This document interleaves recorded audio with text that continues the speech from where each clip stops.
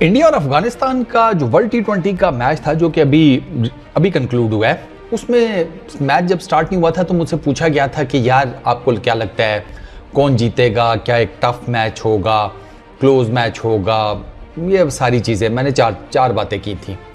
मैं कहा था pitch, toss, experience, x factor, ये चार चीज़ें हैं भाई। अब इसमें से ना जो पिच और टॉस है वो तो निकाल दें, वो दोनों टीमों के लिए बराबर है। पीछे क्या बचा? एक्सपीरियंस और एक्स फैक्टर। अब इनकी बेस के ऊपर आप डिसाइड कर लें कि दोनों टीम्स में से किसके पास एक्स फैक्टर वाले प्लेयर्स हैं। कोई भी एक प्लेयर एक्स फैक्टर बन सकता है और किस टीम के पास एक्सपीरियंस ज़्यादा है तो उसके जीतने के चांसेस ज़्यादा हैं, तो वो आपके सामने है।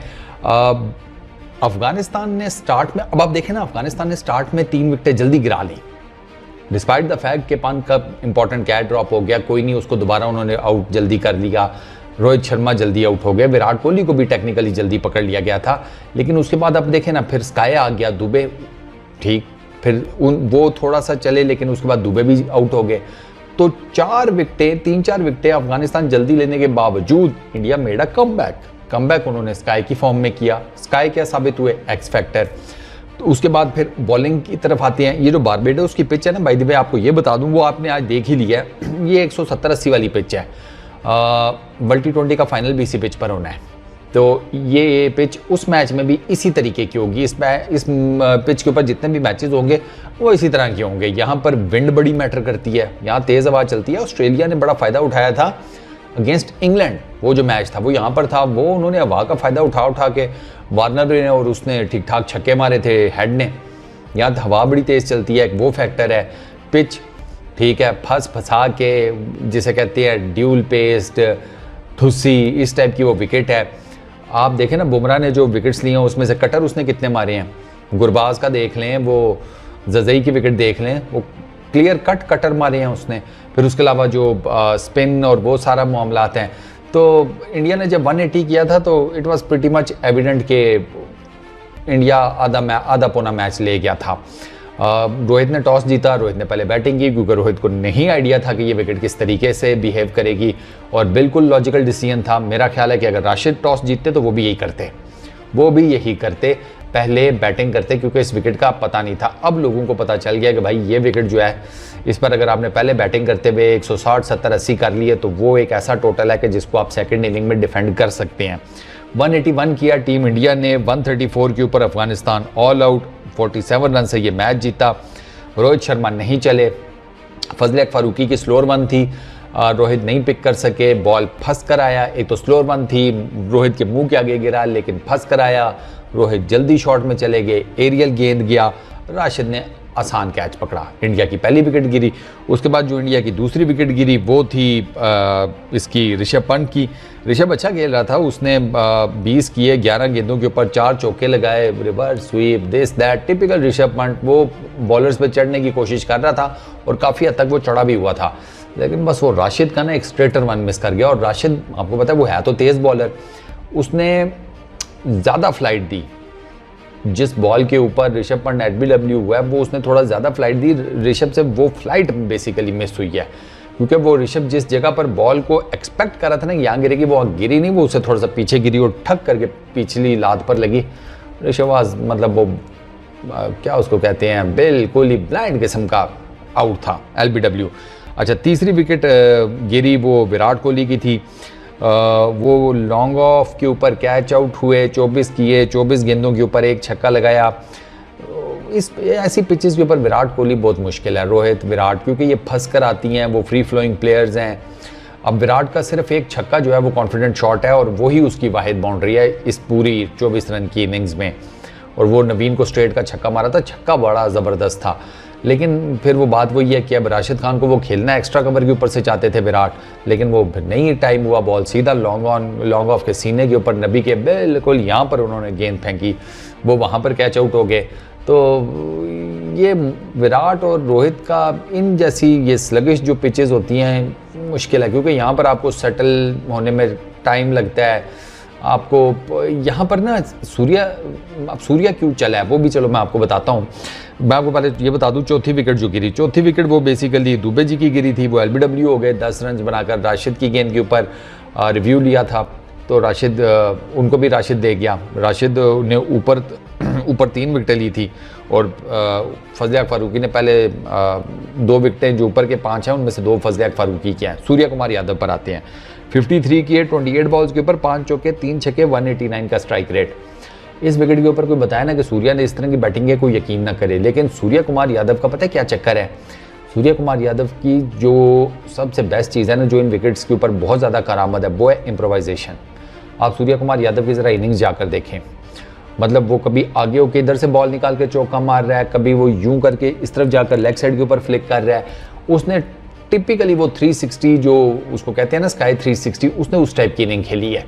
छक्के जो उसने मारे हैं उसमें एटलीस्ट 2 छक्के तो मुझे हैं ज़हन में, क्योंकि वो सूर्या को बिल्कुल मुंह के आगे गेंद पड़े थे और वो उनको उसने बिल्कुल स्ट्रेट खेला। उसमें उसको इतनी ज़्यादा कोई इम्प्रोवाइजेशन की ज़रूरत नहीं पड़ी।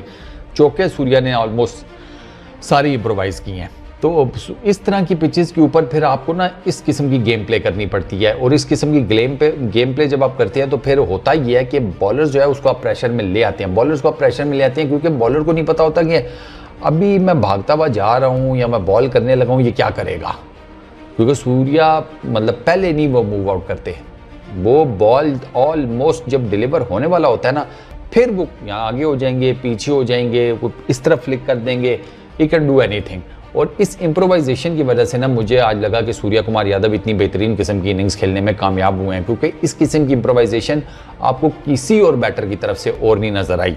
अच्छा, सूर्या कुमार यादव और हार्दिक पांड्या ने 32 किए, 3 चौके, 2 छक्के। हार्दिक पांड्या की तो टिपिकल इनिंग्स थी, उसने छक्के भी वो जो मारे हैं वो टिपिकल वही बॉल आया, खड़ल दड़ल लंबे छक्के, वो हार्ड कोर टाइप जिसको कहते हैं ना। लेकिन हार्दिक पांड्या ने इस जिसे कहते हैं ना, इस गंदी सी विकेट के ऊपर एटलीस्ट उसने अपनी विकेट नहीं गंवाई। उसके जो ये 32-33 रन हैं वो मैटर करते हैं। उसकी और सूर्या की पार्टनरशिप जो है उसने बेसिकली इंडिया को ना वो प्लेटफॉर्म दिया कि जिसकी बेस के ऊपर टीम इंडिया ये एक डिसेंट किस्म का जो टोटल है ना वो खड़ा करने में कामयाब हुई। 60 रन की पार्टनरशिप 37 बॉल्स के ऊपर। तो अब आप देखें ना 180 है, उसमें से आप 60 निकाल दें, अगर इनमें से भी कोई जल्दी आउट हो जाता है, ये पार्टनरशिप ना लगती तो आप किधर जाते। अच्छा, उसके बाद फिर कोई इतने ज़्यादा मेजर स्कोर है नहीं, 12 हैं अक्षर पटेल के, 181 इंडिया ने किया, 13 एक्स्ट्रास थे, 8 खिलाड़ी आउट। फजल हक फारूकी 3 विकेट्स वो आज फिर ले गए, 33 रन दिए, 15 टोटल उनकी विकेट्स हो गई हैं, वर्ल्ड कप में हाईएस्ट हैं वो, लीडिंग विकेट टेकर हैं। अच्छा, मोहम्मद नबी 3 ओवर किए, 24 रन दिए। नवीन 4 ओवरों में 40 रन, 1 विकेट। राशिद खान बेहतरीन 4 ओवर 26 रन, 3 विकेट्स, टॉप की तीनों विकेट्स उनकी हैं। फिर नूर 3 ओवरों में 30 रन, उमर ज़ई 2 ओवरों में 23 रन। अब जब बारी आई अफगानिस्तान की 182 चेज़ करने की, तो उसमें गुरबाज के ऊपर था कि वो पावर प्ले कैसा लगाते हैं। गुरबाज को बुमराह ले गए। अब आप बुमराह का ये देखें ना, गुरबाज पीछे हुआ है, ऑफ साइड को जिसे कहते हैं ना यूज़ करने के लिए, मैनिपुलेट करने के लिए, उस तरफ हिट करने के लिए। व्हाट बुमराह डिड, उसने ये तो ऑफ साइड पे हुआ, उसने ऑलमोस्ट वाइड से ना थोड़ा सा अंदर स्लोअर वन फेंक दी, वो cutter off cutter type. Gurbaz पहले ही इतना पीछे हुआ था, वो देयर वाज नो वे कि उसका बल्ला जो है वो मिडल कर लेता उस गेंद को। वो अगर मिडल हो जाता तो वो बाय लक की होता, वो नहीं हुआ, वो टॉप एज लगा, सीधा पंट के हाथ में कैच। ये अफगानिस्तान की पहली विकेट गिरी। अच्छा, उसके बाद जज़ई उसने 2 रन किए, बुमराह ने उसको भी ऑफ कटर मारा, वो लेफ्ट हैंडर था। अब वो अपनी तरफ से गया था लेग साइड के ऊपर खेलने, वो ऑफ कटर था, पढ़ के एक तो वो पढ़ के उठा, थोड़ा सा बॉल थोड़ा सा जिसे कहते हैं ब्रेक हुआ या कट हुआ, जो भी आप उसको कह लें, आउटर एज लगा, सीधा पॉइंट के ऊपर जडेजा क्या हाथ में कैच। अच्छा, उसके बाद इब्राहिम ज़ादरान 8 किए, वो पटेल को छक्का मारने के पटेल को उन्होंने छक्का कह रहा हूँ, वो एक्स्ट्रा कवर के ऊपर से मारने के चक्कर में थे। अब ये एरियल शॉट्स बड़े रिस्की हैं बारबेडोस की विकेट के ऊपर। वो अब आप एरियल शॉट आपने सही एग्जीक्यूट किया नहीं, क्या हुआ, कवर्स में खड़े रोहित शर्मा के सीधा हाथ में कैच। अच्छा, उसके बाद गुलबदीन नैब 17 किए 21 गेंदों के ऊपर, वो कुलदीप यादव को जिसे कहते हैं चढ़ा करने के चक्कर में थे कि कोई बड़ा शॉट समथिंग लाइक दैट, वो भी कॉट बिहाइंड हो गए कुलदीप की बॉल के ऊपर। अच्छा, फिर उसके बाद उमर ज़ई वो जडेजा को छक्का छक्का मारने के चक्करों में थे, वो भैया वहाँ पर आउट हो गए और उमर ज़ई ने 26 किए थे। इन दोनों की एक छोटी सी जिसे कहते हैं पार्टनरशिप लगी थी नैब की और उमर ज़ई की 44 रन की 38 बॉल्स के ऊपर। ये शायद मैच दोनों बना जाते अगर ये आउट ना होते, क्योंकि ये दोनों ऊपर तले आउट हुए हैं, दोनों ऊपर तले आउट हुए और यहाँ से ना वो फ्लो टूट गया थोड़े बहुत रन्स का जो अफ़गानिस्तान ने बनाना शुरू किए थे। उसके बाद फिर there is nothing much, Rashid Khan 2, Noor Ahmad 12, Najibullah Zadran 19 उन्होंने किए 17 गेंदों के ऊपर, उनको भी बुमराह ने आउट किया। अर्शदीप ने कैच लिया, नवीन उल हक उन्होंने 0 किए, पहली गेंद के ऊपर ही अर्शदीप की शॉर्ट ऑफ लेंथ गेंद ऊपर उठाने की कोशिश की, पुल शॉट, टॉप एज लगा, पांड के हाथ में कैच और फजल हक फारूकी ने जनाब एक ही बॉल खेली, उस पर एक चौका लगाया, 4 रन, इंडिया ने मैच जीता। उसके बाद जनाब अब इंडिया की बॉलिंग सुने। अर्शदीप 4 ओवर 36 रन, 3 विकेट्स, 9 की economy. Bumrah 4 over 1 maiden, 7 run, 3 wickets. Unbelievable, ये फास्ट बॉलर T20 इंटरनेशनल में बॉलिंग कर रहा है। वसीम भाई ने बिल्कुल सही कहा था, ये सबसे बेस्ट है भाई तीनों फॉर्मेट्स में, सीरियसली सबसे बेस्ट है। मज़ा आता है उसको देखते हुए, सोचने समझने वाला श्रूड किस्म का बॉलर के माइंड रीड कर रहा होता है कि ये अब मेरे साथ क्या करेगा बैटर, और उस रीडिंग के बाद वो एक्सप्लॉइट करता है, फिर बैटर्स को पकड़ लेता है और उसकी रीडिंग 100% एक्यूरेट होती है कि बैटर उसके अगेंस्ट ये करेगा और बैटर वाकई ये करता है। बुमराह उसके अगेंस्ट प्लान लेकर बैठा होता है ऑलरेडी। 1.75 की इकॉनमी, 4 ओवरों में 7 रन, 2 की इकॉनमी नहीं है यार, इसका मतलब है उसने अपने 4 ओवरों में हर ओवर में 2 सिंगल नहीं दिए और 20 डॉट बॉल्स की हैं, 20 डॉट बॉल्स की हैं। और शुगल ये है कि बुमराह को एक जो चौका पड़ा है ना, वो उसने मारा, इसको उमर ज़ई को यॉर्कर था ऑफ स्टंप के ऊपर, बिल्कुल परफेक्ट यॉर्कर। उमर ज़ई का ना बैट लग गया आउटसाइड एज और पांड और मेरा ख्याल है रोहित शर्मा ही थे स्लिप में, हाँ, उन दोनों के बीच में से चला गया चौका। अब आप अगर वो सोचें वो चौका भी ना होता तो फिर ये 7 रन भी ना इसको पड़ते, ये क्या पता 4-5 रन के ऊपर बैठा होता। अच्छा, Akshar Patel 3 over 1 maiden, 15 run, 1 wicket. Hardik Pandya 2 ओवरों में 13 run. Kuldeep 4 over 32 run, 2 wickets, 8 की economy. Jadeja 3 over 20 run, 1 wicket, 6.66 की इकॉनमी। तो ये दोस्तों टोटल मैच की सूरत हाल है। एक इंडिया की तरफ से जो मेजर पार्टनरशिप थी वो मैंने आपको बताया 60 रन की थी, कोहली और ऋषभ पंत की 43 रन की थी, इसके अलावा 28 रन की यादव और दुबे की थी।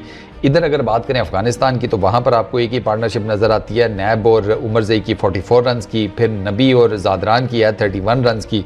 इसके अलावा कोई ऐसी मेजर पार्टनरशिप नहीं है जो मैच के ऊपर ऐसा इम्पैक्ट डालती कि अफगानिस्तान इस मैच में या तो बिल्कुल क्लोज आ जाता या शायद इस मैच को जीत जाता। तो अफगानिस्तान के लिए थोड़ा सा ज़रा वेकअप कॉल है। लेकिन यार इस तरह का जो मैच होता है ना, उसमें फिर मैंने आपको बता दिया था कि वो थोड़ा मुश्किल होता है। अब अफगानिस्तान पकड़ता है अपने स्पिनर्स की बेस के ऊपर, और इंडियन बैटिंग तो हमेशा से स्पिनर्स के अगेंस्ट बड़ी स्ट्रॉन्ग रही है। तो मे बी अफगानिस्तान एक स्ट्रॉन्ग कमबैक करें आने वाले सुपर 8 के मैचेस में। अभी तो स्टार्ट ही है, अभी आप उनको ऐसे ब्रश ऑफ तो नहीं कर सकते, जो साफ सी बात है।